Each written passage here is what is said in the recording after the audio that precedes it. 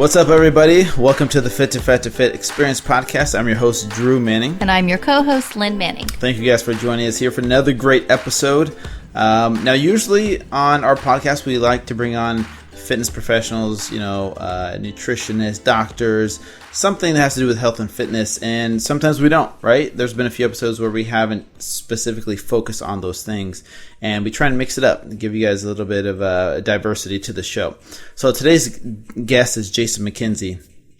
He's a Canadian, has a remarkable story about overcoming some serious adversity. And basically, to sum it up in a nutshell, his late wife committed suicide. He's a dad of 2 little girls, and it's his story of overcoming that. And it's very inspirational. We dive into some very deep topics. We talk about vulnerability and the importance of that and how that's helped him overcome his alcohol addiction too, after his wife, his late wife, committed suicide. And so it's a great story, so you'll be very inspired by this. But before we dive into today's episode, you guys, our show sponsor is Ketogenic, Kegenix. Basically, what they are in a nutshell is they're an exogenous ketone supplement company. What that means is when you take the product, it's this powdered drink, orange, berry, fruit flavored. When you take the drink, it puts your body in a state of ketosis within 60 minutes. What that means is your body's in a totally different metabolic state after you drink this drink from Ketogenic. So basically, most of us run off of glucose, right? We eat carbs, or we eat a lot of protein. It turns into glucose in the body, and it's what's called glycolysis. And basically, your body can run off of that, or it can run off of ketones, which is what happens when your body runs out of glucose, right? So basically, in a nutshell, it usually takes 3 to 4 days on average for anybody to get into a state of ketosis. Because basically what you have to do is eat high fat, moderate amounts of protein, and very, very low to no carbs at all will put your body into a state of ketosis. Your body produces ketones. You feel amazing. Your brain function, your mental acuity, those kinds of things are significantly improved. And your body is using fat as its fuel source. So your body's burning that stored fat versus when you're in glycolysis, your body's just using glucose from what you're eating, right?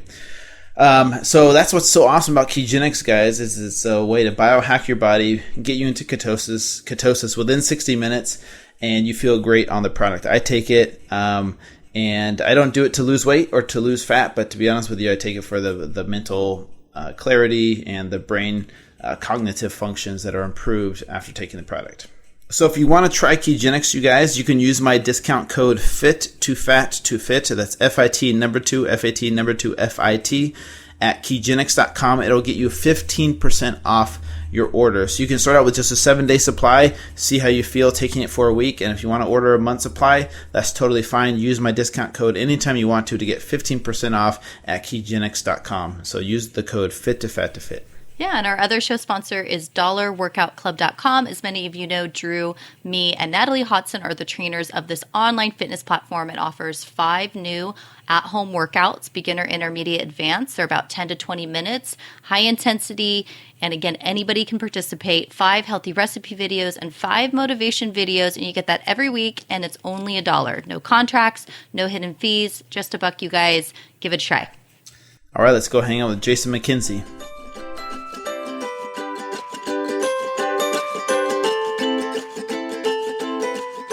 All right, Jason McKinsey, thank you so much for joining us here on the Fit to Fat to Fit Experience podcast. How are you doing today, man? I'm doing fantastic, and it's an honor to be here.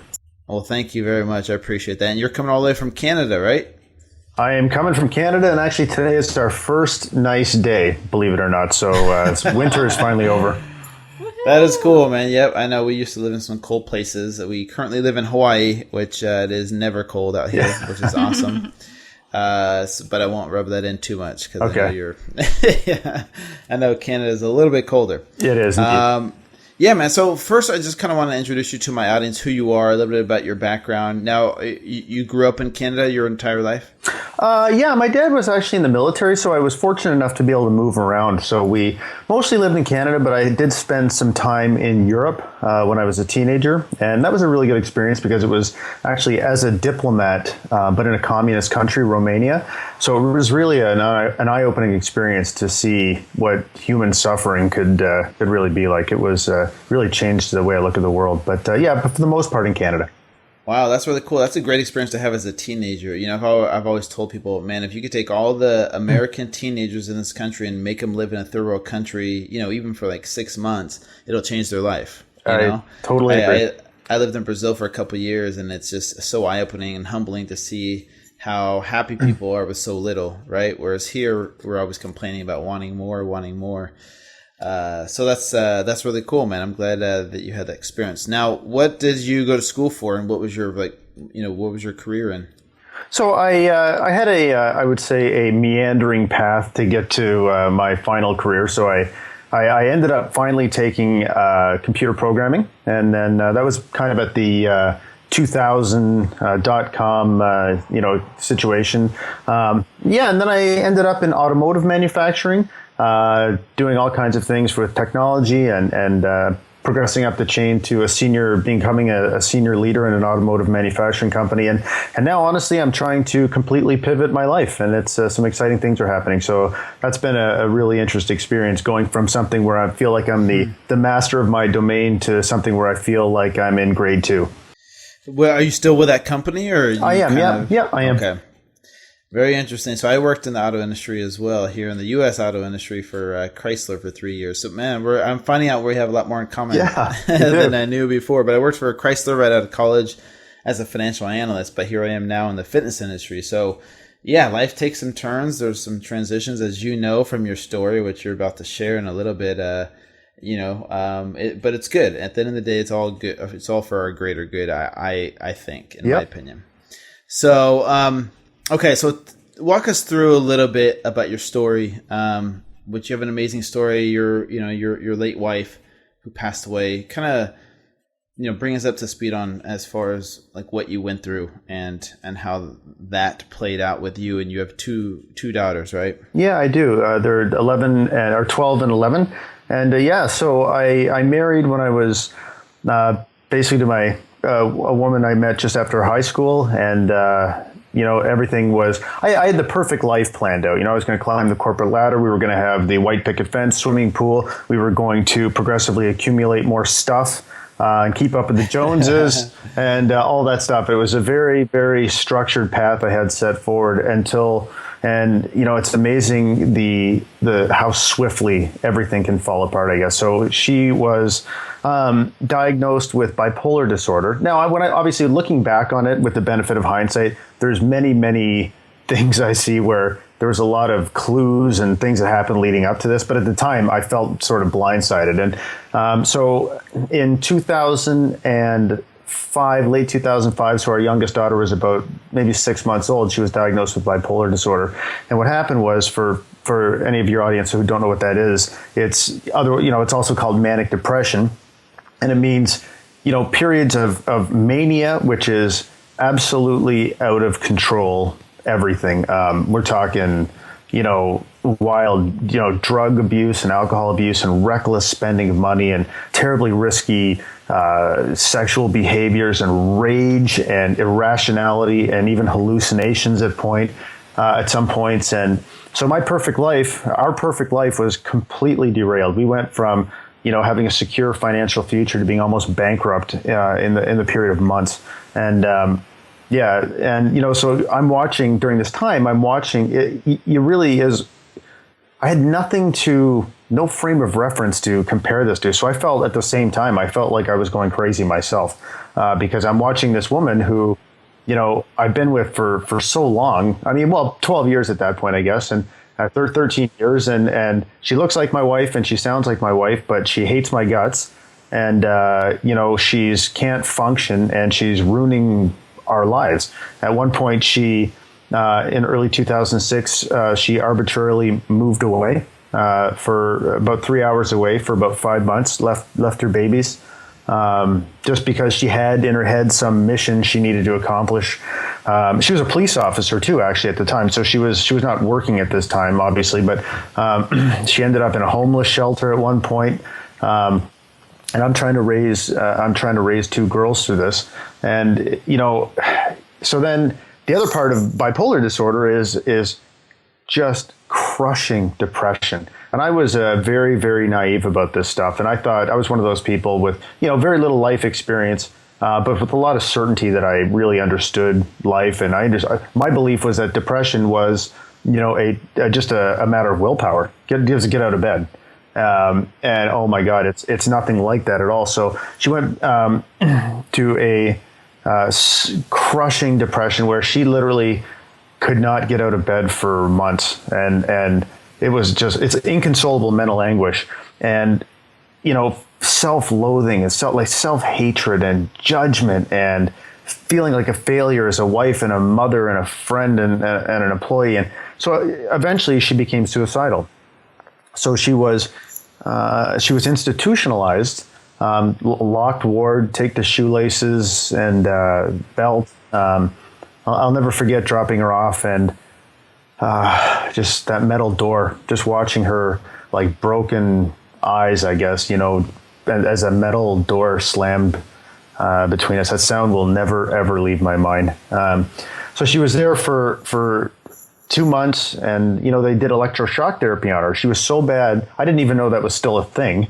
I thought that was a relic from some 1950s, psychological horror movie or whatever, but it's an actual treatment that they do, and it erases your short-term memory. So I would come to see her, and then I would be driving home, like literally 15 minutes later, and she would call me hysterical because I never came to visit her. So, moments like that, just repeated stuff like that, wondering if you're ever going to get your life back, takes a terrible, terrible toll. But it was, people say it's day to day or whatever, and it was sometimes minute to minute. Just, I felt like if I got through the day and she was still alive and my kids were safe and healthy, that it was a success. And, tomorrow, whatever came tomorrow was on the other side of the nightmares I was going to have when I went to bed. Like it was terrible. And then ultimately, one of you make a lot of terrible decisions when you have bipolar disorder, but they have real life consequences. And the consequences are that your friends, you alienate your friends, you wreck yourself financially, you do all these things, you screw up your career, you can't work. And eventually you're often left with nothing. Right. And we had separated near the end. She actually threw me out of the house. And so we had separated near the end. And then in 2010, she just got to the point where she no longer had anything left at all. And, the kids were with me all the time. She couldn't cope with them. She felt like a failure as a mother. And so on March 26th, she got in her car, rigged up the exhaust pipe to go into the go into the car, and ended her life. And so it was finding out that news was pretty bad. But I think in her mind, I think she felt like she was setting us free, right? She knew how much of a burden she was, and or how much of a burden she felt like, and at the end of the day, she just wanted to set us free and give us a chance to rebuild a normal life. So. Yeah, that was basically the story of that. So that went on over about a period of 2,000 days, I would say. And wow. Yeah. Wow, that's such a powerful story. And, I was watching, before we've had you on, I was watching you kind of talk about this story and open up and be so vulnerable about it. And one of the things that I love the most is you saying, one of the things is society where we've failed and what we need to kind of do moving forward. And that's why I love that we're doing this podcast is, it's not talked about enough. These stories aren't shared enough. How people are coping with it isn't talked about. There's almost like this shame associated with having, mental illness or mental disorder, even though millions of people suffer from depression and anxiety. Almost everybody I know has someone they're close to that touches that. My brother's bipolar. So like everybody has these experiences, but people, close off and they don't share it, and so you're going around sharing this message. What is one of the basically what is the message that you're trying to share? What are you trying to help people see, coming from your story? Well, and that really is the message, is that what I always tell people is it's our unvarnished humanity that contains the threads that bind us together. So what we do is, when we share our story, in order to share our story, we have to own it. So we have to be okay with us as we are, and as we want to be. But in order to share it, when we share it, we create a place of safety for people where they feel comfortable to share their stories, their real, and be their real selves, And so often we, and I did this, and we can talk about this. I did this for so long, where I created this persona of what I thought the ideal man and father was, and I was not even sharing. It was absolutely not the person I was. I pretended I didn't have emotions, and I was like, logic was my weapon, and emotions were for women. Basically, is the way I.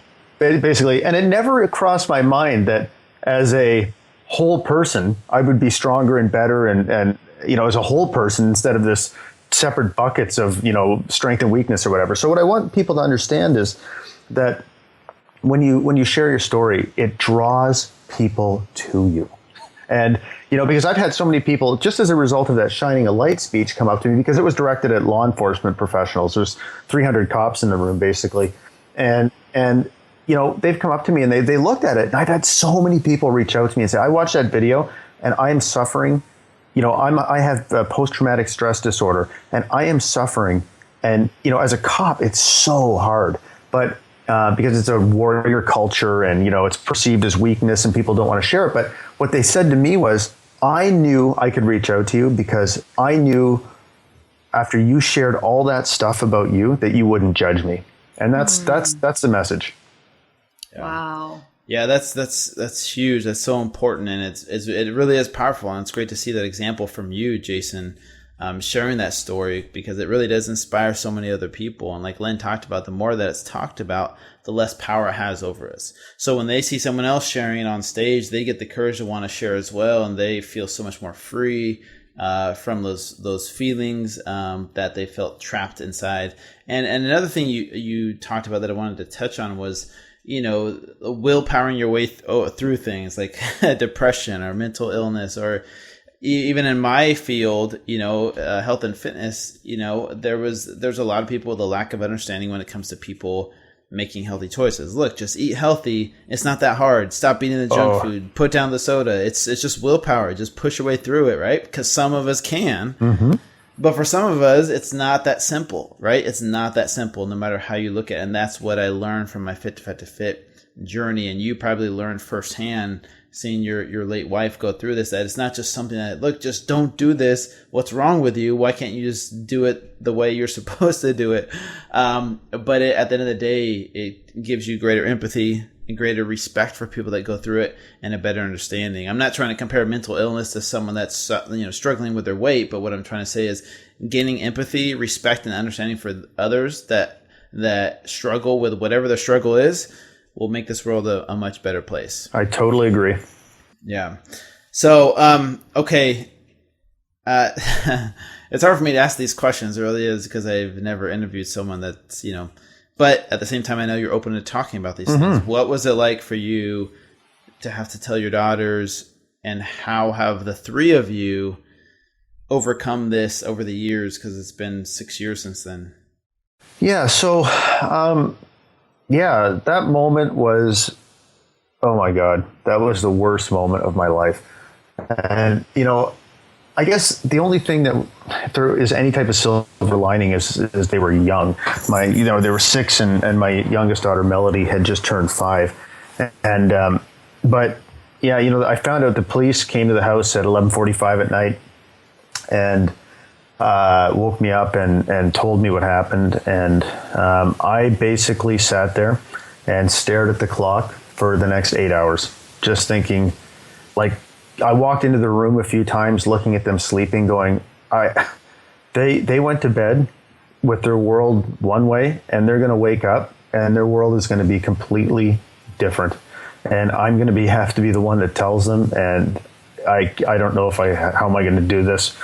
And I just stared at the clock. Every minute ticked by. And my parents ended up coming in at about 4 o'clock in the morning. And and then, yeah, they woke up, and my parents went out of the house somewhere so we could have some privacy. And I just sat them on the couch, and I said, I have some terrible news for you. And they thought I was joking, actually, because I'm a pretty jokey guy. And and then I started to cry, and I said, Mommy died last night. She's in heaven. And then Melody, my youngest, looked at me and said, when is she coming back? And yeah, I mean, that was all I could say was never.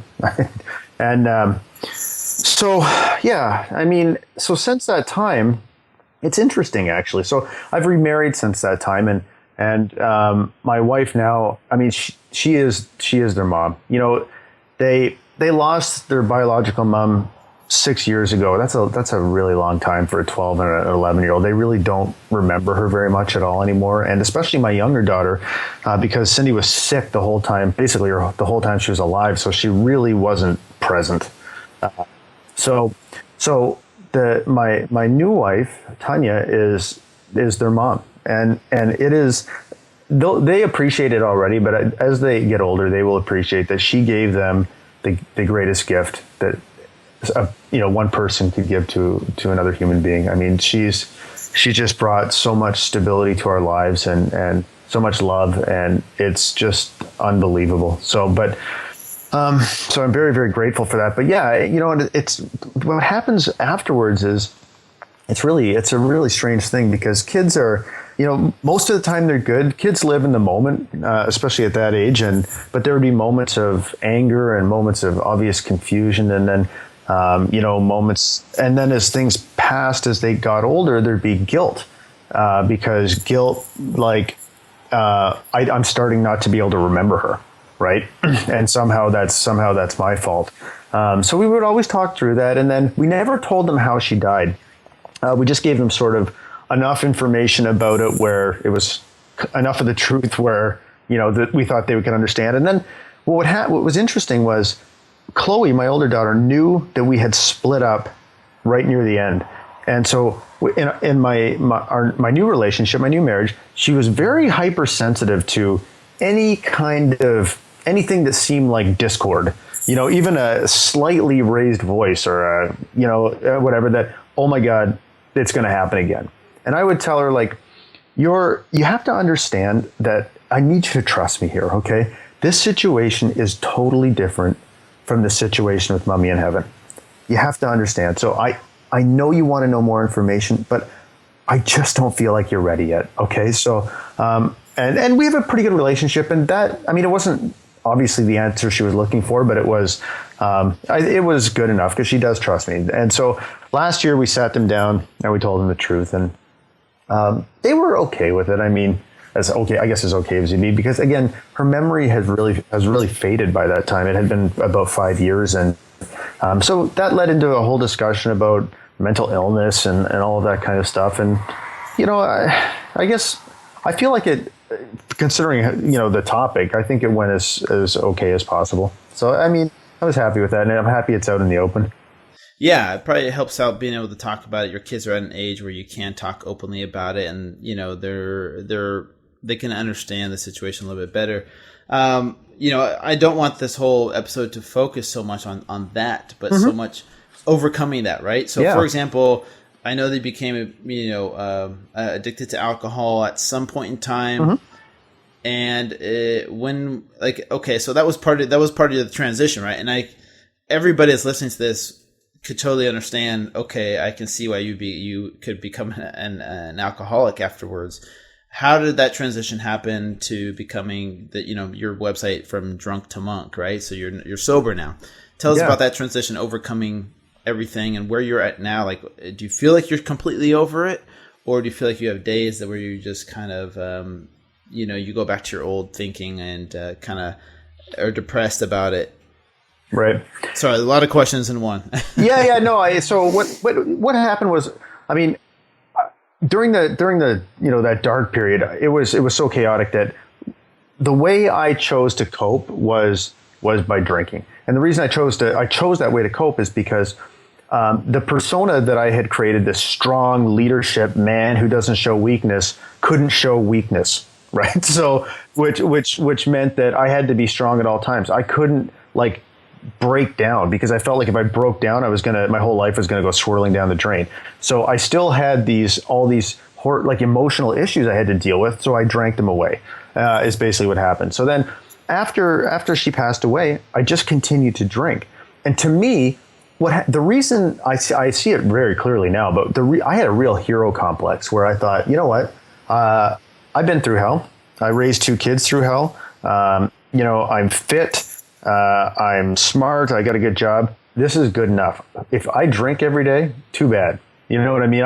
Other people wish they could be as good as me. This was the way I was thinking. It was like a relative. I was really comparing I would selectively pick characteristics from, specific other people. And then I would, I'm better at this guy. I can run faster than this guy. Therefore my drinking is okay, whatever. It's insane thinking. But I really, really, really milked it. So, and there was a time immediately after where maybe you're right. There was some rationale, like, okay, the guy's been through hell, but I had convinced myself that I was done, man. She's passed away. It was a tragedy. I moved on. Because that's the logical thing to do. You got to move on. There's no point looking backwards. So I continued to drink. But after 4 years of that, saying, I'm good enough and all that, trying to rationalize drinking every night starts to sound pretty lame. Right. And it didn't sound lame to me at all. It sounded great, but to my wife, it sounded pathetic. And so she started to not pressure me in a way where she would judge me and, tell me I was bad, but she started to get very persistent about the fact that I am selling myself short and I am capable of so much more. And I could see her evolving as a human being, as a mother and as a friend and as a community builder and as a healer and all these things. And I was thinking to myself, wow, my good enough is making me pretty stagnant here, and she's evolving well past me, and I could see a gap growing between us. And I'm not dumb. I could see that if this continued over time, this gap is going to grow. It's going to become insurmountable at some point. So, that was pretty scary, but it was not enough to get me to stop drinking. But eventually what happened was I started to understand what she was talking about, and I got so scared. I can remember my excuses, all my rationalizations. I can remember sitting in her office downstairs, and they just stopped working. She just stopped listening to them. She didn't want to hear them. And that was probably, honestly, the most terrified I've ever been in my life, because I felt like the emperor with no clothes. And I was like listening to the sound of my voice, saying these things that sounded like an insane person would be saying, like I am sitting here trying to convince this woman who loves me and came in and like rescued our family. I'm trying to convince her that being drunk every day is okay. Like I'm actually doing this. What is wrong? Like what's happened to me? But even that wasn't enough to get me to stop drinking. So eventually what happened was I had a bad day. Like my daughter, I had her for the day, and basically I drank all day. And just I felt so bad while I was doing it. And what finally happened was she came home, and my wife came home, and she said, she talked to me. She was pretty disappointed about how today went. And whatever that was, just hearing those words was like a gut punch. So I think what happened was that moment, I just surrendered in a way where I finally admitted to myself that how badly I wanted to stop. And this is going to sound crazy, but this is actually what happened. So I went downstairs. I was just so full of shame and disgust with myself that I had never really allowed myself to feel before, because I kept convincing myself it wasn't a problem. But I walked downstairs at about 6 o'clock. I passed out on the couch. I woke up at 2 o'clock in the morning feeling like I was having an anxiety attack. But at the same time, I felt this certainty that I would never drink again. It was the craziest thing, because I tried to quit 50,000 times before, like everybody else, but I've never touched a drop since, and I've never wanted to. I don't consider myself a recovering anything. It's a different part of my life. So I went upstairs and I told my wife, this is going to sound nuts.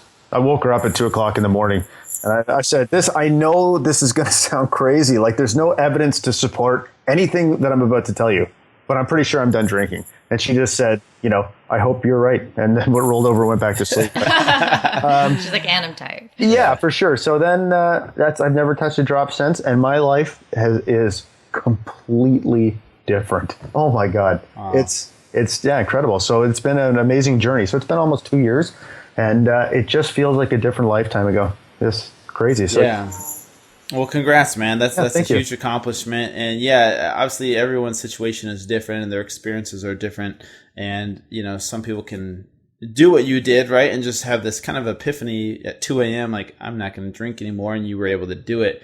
But I think that's remarkable to see how you overcoming not just the addiction to alcohol or whatever, but everything else in your life that you went through. And it's probably so much more than that of letting go of the guilt and the shame of your past, right? And beating yourself up about your situation or what you went through and the things you did.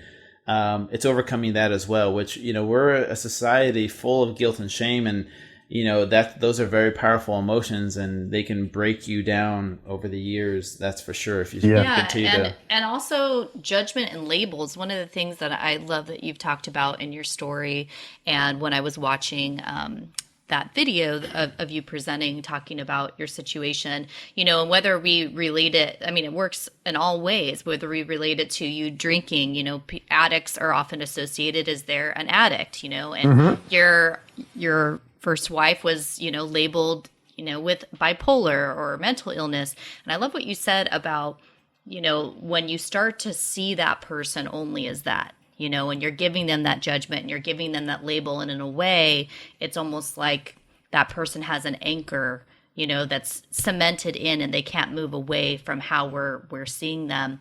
And hearing you talk about that, do you have any tips for people, if they have someone in their life that's an addict or they have someone in their life that's suffering from any sort of mental illness, of what they can do or how they can be a good support or how they can avoid labeling and pigeonholing somebody into that funnel, which keeps them there, Yeah, that's a tough question. I think that the best thing we can do, and again, I go back to what I said before, is be open ourselves and show that we have faults and we're human beings and we're fallible, and that, to be open about the things that we struggle with as well. Because when somebody is, I don't really, for whatever, I'm not sure why, but I don't do guilt and shame. Like all these things happen for a reason, and I want to make the best of them. They all took me to the point I'm at today. So yeah, I did a lot of stupid stuff for sure. And I hurt people, but and I've tried to make amends, but I can't, there's nothing I can do about it at this point. So, but the best thing I can do about it really is to try to live my best life and live a life of service to other people. And that's what I'm trying to do. So I guess to answer your question, it's the best way that's the best way I can think of to being support, because everybody's situation is different. It's when somebody's suffering from mental illness, it's a pretty challenging thing to try to make them see that they are still a whole person and that they're worth loving. But I think that if you show that you love yourself and that you're willing to share all of you with them, it can only help. Yeah, I love that. And, I want to share something real quick about my story. And I definitely don't want to make this about my story, but I just love what you said about being open and sharing your story. Is I do think a lot of times by being open and vulnerable and sharing a little bit about where we're coming from and our struggles, it gives people hope. It gives people this different perspective that they're not alone in it, or that, they see somebody else that's like, I suffered from depression and overcame it.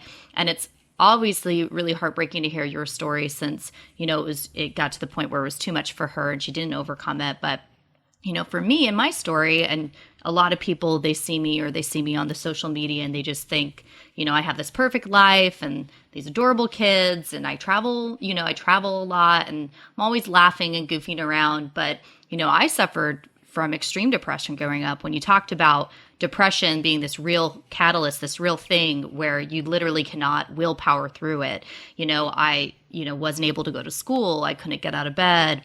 I went through therapist after therapist. I was on so many drugs that finally my doctor, actually, when you're talking about that electroshock therapy, they recommended that for me. Imagine being like a teenager and, being told like, we don't feel like we can help you anymore. We're going to basically send electrodes through your brain. I was panicking, and I eventually got to the point where I was so depressed that I tried to kill myself. I was institutionalized. I suffered. I just suffered, and it was hard for me to pull through that. I had a hard childhood. I was sexually abused, and I suffered for over a decade of all of this, anxiety, depression, post-traumatic stress syndrome. And, I really only a couple people close to me even know that history of me. Everyone sees me in the light that they see me in now. But the thing is so many people have those stories, and maybe not as extreme, but have those stories of anxiety and depression, or dealing with family members that do. And I agree with you. Like, if we can just be vulnerable enough to open up and share that with the help, with help and with time. And there's, of course, a ton of things that I did to help myself overcome it, but that it is possible. I'm in a very happy place. I'm off all my medications, and I can genuinely say that, yes, sometimes I deal with depression and loneliness and anxiety sometimes, but for the most part, I'm complete 180 from how I felt when I was younger, but without that open discussion, without us talking about mental illness, without us not pigeonholing somebody. If somebody would have always said, oh, that Lynn, she's a depressed person. Oh, that Lynn, she suffers from depression. If that was all I could be, I wouldn't be who I am now. Wow. Yeah. Wow. So I know, you guys have very remarkable stories, but here's the thing is, the more that you talk about it, the more it's going to give someone out there some courage and inspiration to want to make a change or to open up to somebody. Because if you live in silence and silently struggle, your life can be a living hell, right? And other people suffer because of it, whether you notice it or not. So I kind of want to shift gears here a little bit with you, Jason, talk about fitness a little bit, because obviously you're a fit guy. Have you always been into fitness, or was there a transition where after your late wife passed away, did you put on some weight? Did you become unhealthy with all the alcohol, or have you always been fit? So I started working out probably like many teenage boys did with my York, those gold sand-filled barbells when I was 15 years old, and I've been working out ever since. So my whole life I've gone through various phases where I fancied myself a bodybuilder, then I was a power lifter, and then and then I was basically just always kind of a guy who was interested in strength, I guess. So lots of, old school, like sandbag carrying and all that kind of crazy stuff. And then, so I always did that. And even during some of the most difficult times, I might not have been the most fit or healthy guy, but I had that anchor of fitness to always, it was always there. And it was other than maybe my kids, it was really the one constant in my life. I always had that, and I never ever stopped going to the gym, and it was probably really, really good for my sanity, to be honest with you. So, and then what happened is during the time I was drinking, I really looked at fitness a lot of times as a way of canceling out the damage I was doing to myself. So not a way to move myself forward, but a way to mitigate the damage I had done to myself the night before. And then once I stopped drinking, I had a complete shift in how I look at the whole thing. And this is, I'm really interested to talk about this because I've heard you on a few podcasts, and I think we're of this, you had a very similar realization when you went through your Fit to Fat to Fit experience. But I started, after being sober for about a year, so basically around this time last year, actually, I started getting into things like meditation, and I listened to, I read Hal Elrod's Miracle Morning, and I started doing this morning routine where I'd meditate and I'd write in a gratitude journal, and I started to look at the world differently. And then I've always enjoyed bike riding. So I live about 18 miles from work. And I just started riding my bike every day back and forth to work. But instead of looking at it, it's amazing what you can accomplish when you're not looking at it as canceling out the damage from the night before, but you're looking at it as part of you get to watch the sunrise and feel the wind through your hair and listen to, self-improvement podcasts for an hour each way back and forth. And it's part of your morning routine. So anyways, as I strengthened or improved my emotional and mental well-being, I got completely ripped. It was like it just happened, and it was, I can remember looking at myself in the mirror going, oh my God, I've never been this fit. This is something I've always wanted my whole life, and it seems to have just happened, so it was just, and that's why I started calling this the spiritual six-pack. I'm like, oh my God, like it never would have happened if all the pieces weren't working together, and that's really a really important message. And I can't believe I realized it at 42 years old. So that's, now that I look at it that way, I feel like I'll be at this level of fitness for the remainder of my days. I've ridden my bike probably 4,500 miles last year. I kill the kettlebells all the time. I'm fit. I do all kinds of different things. I'm a strength athlete, therefore I'm not going to do this. I just do whatever feels good. And I always think of it as part of, again, the whole me and a wholesome, fulfilled lifestyle. And it's crazy how much better that makes everything. So. Man, I love that. This reinforces like my workout philosophy, because I'm all about that, about like intuitively eating and intuitively, about the spiritual six-pack. I mean, I don't have the six-pack part, but I'm spiritually healthy. And I always tell my clients, I'm like, it's going to sound crazy, but if you can start to take time for yourself, and I say the same things to do with like meditation, and I have a gratitude journal. Like if you can take the time to fill up your soul and be spiritually uplifted, instinctually you will become healthier and your goals will be more easily attained and your body will respond in a more positive manner. It's what it is. Yeah. And I'm assuming you, at this point in time, being, working on your inner self, right? Working in instead of just working out. It's not like you stopped working out and you still ate donuts and Twinkies and you had this magical six-pack. I'm assuming you started to make healthier choices. You stopped drinking alcohol. I'm assuming that was part of it as well, part of the transformation, right? Yeah, because what happens is as you outgrow, the more goodness you have in your life, the less room there is for bad stuff. So what I found was some of these habits just started like organically falling away without me. I just stopped doing some of the things. So whether it was, eating the crappy food or whatever, my diet just got better because I don't know, it just happened, and it's funny. I was a good example of this. I was talking to somebody a few months ago. It was a contractor working on our house, and he was an overweight guy, and he wanted to get fit. And I'd been riding my bike home. So, I come in and he's like, oh man, I want to be fit like you. What should I do? And my advice to him was the first thing you should do is you should commit for the next 2 weeks to holding the door open for somebody and saying good morning. Because if you do that, they are going to reciprocate your kindness and you're going to realize that you are worthy of being loved, right? And if you do that, I'm telling you, your life will be better and you'll be in a better, those are the types of things. It's not about crunches, right? Yeah. It's about feeling like you're worthy of being better. Yeah. Mm-hmm. Yeah, that's actually really good advice because people are expecting you to say, well, here's what you do, you do this with your food and then here's the workouts that I do.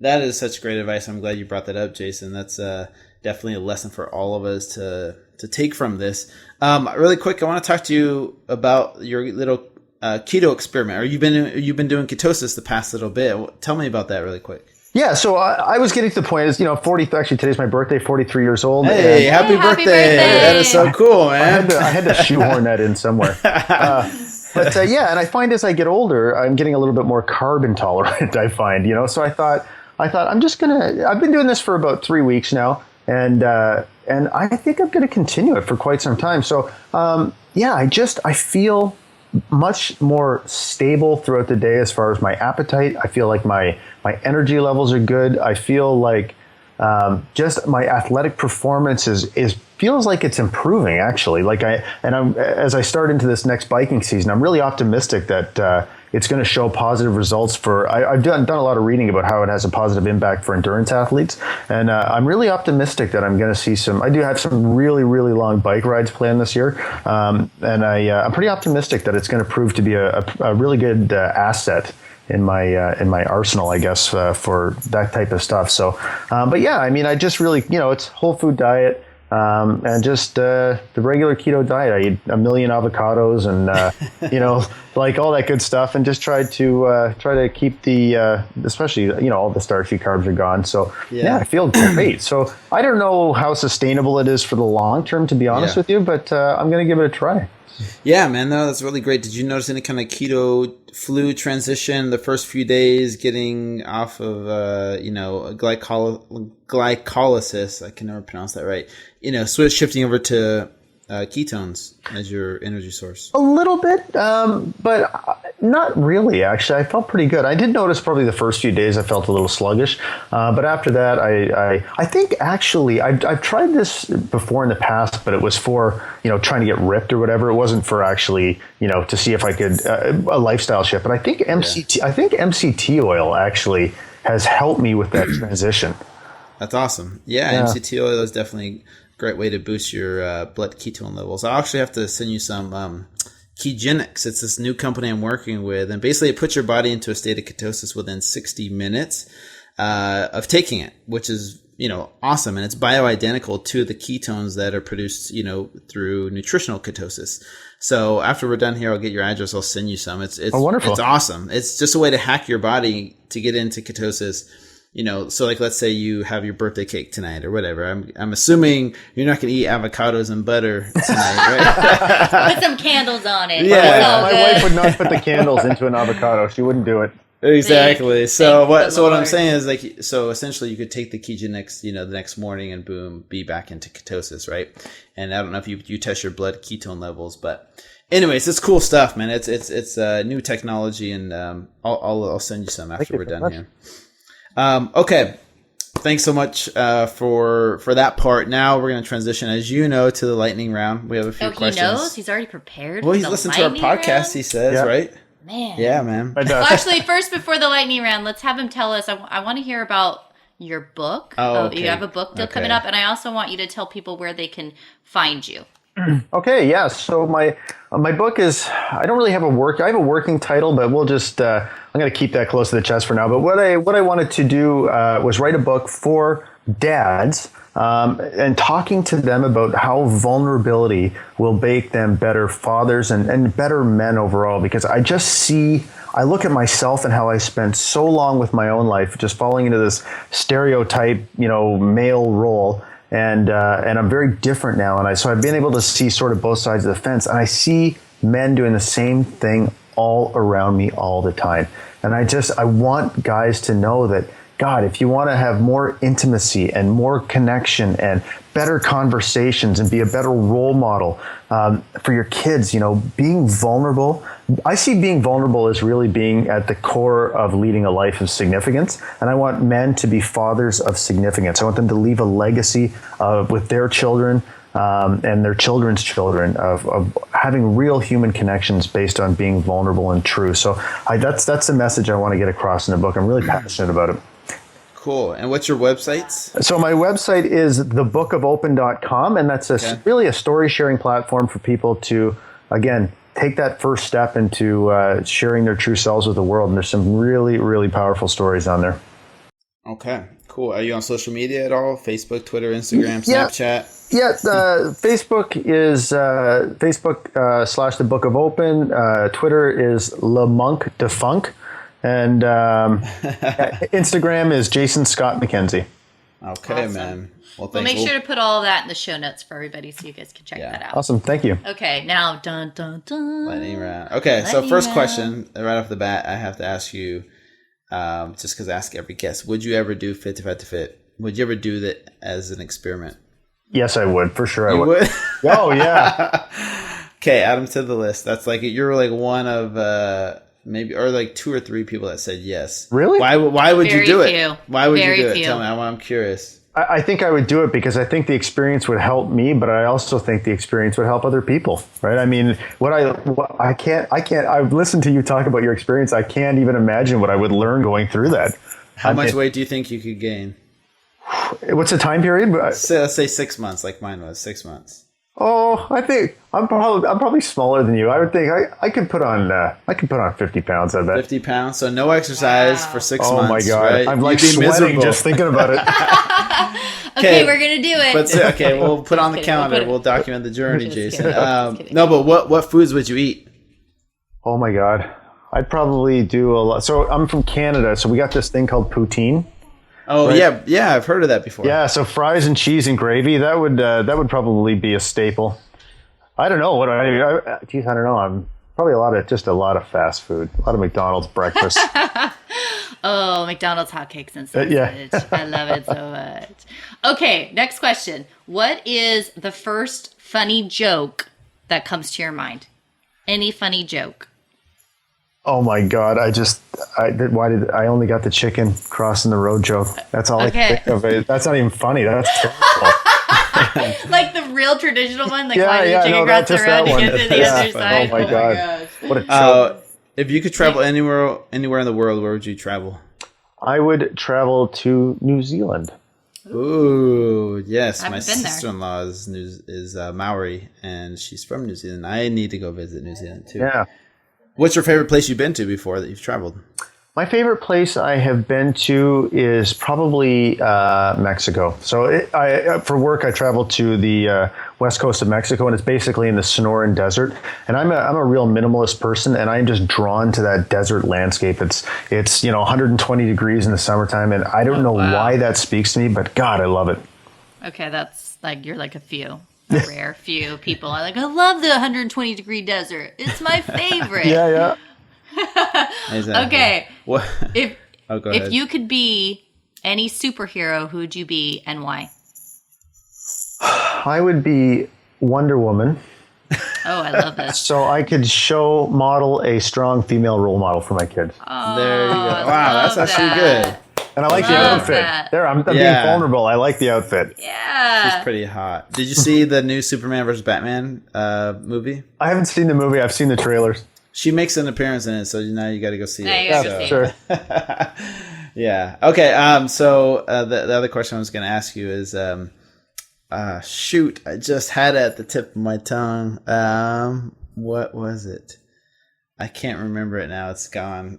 Wonder Woman. You distracted me with Wonder Woman. You gotta write down your lightning round questions. I know. You gotta write it down. Okay, we'll finish with this last one then. 'Kay. Most embarrassing moment. Ooh, that's always a good one. Be vulnerable. It's okay to share it. If you like I'm pooped your I'm pants going- or something, it's okay. We've heard that one before, actually. Actually, I'm going to tell you my most embarrassing moment was actually speaking to a group of very 200 senior leaders in our executives in our company, and I actually crapped my pants before. What? Yeah, I actually crapped my pants right before I went on stage. Whoa. And I had to sprint as the clock was ticking down. I had to sprint to the bathroom, chuck my underwear in the garbage, and then go present seconds later with commando. Oh my god! Oh my That is gosh, an intense. On the upside, I've gotten so much mileage out of telling that story that it was worth it.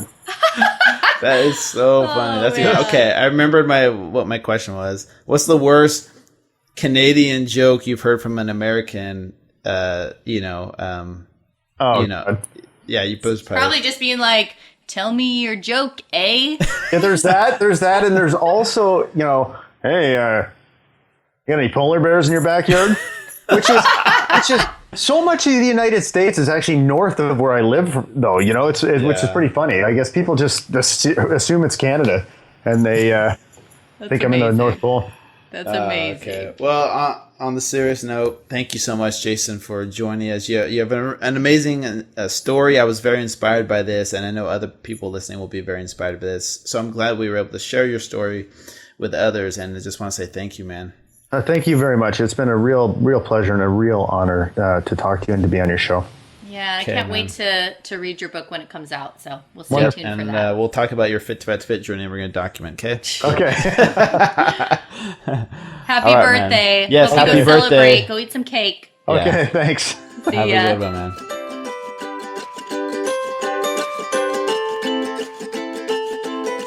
Thank you guys so much for listening to another great episode on the Fit to Fat to Fit Experience podcast. We really hope you enjoyed this episode with Jason. We know we did. Don't forget to check out our show sponsors, Ketogenic.com, and use the discount code Fit to Fat to Fit, and $workoutclub.com. There is a link on there for a 1 week free trial if you want to try that out. So, if you guys want to stay in the know, keep in touch with us. My social media handles are all at Fit to Fat to Fit with the number 2. And my website, fit2fattofit.com, has a newsletter you can sign up for to stay in the know as far as upcoming events and things like that. Yeah, and you guys can find me on Instagram or Facebook at the number 2 Fit at Home. And my website is the number 2 fitathome.com. I also have a newsletter sign up, a blog, and I have meal plans, workouts, and other good content on there. Okay, thank you guys so much for listening, and we'll catch you guys back here next week with another great episode.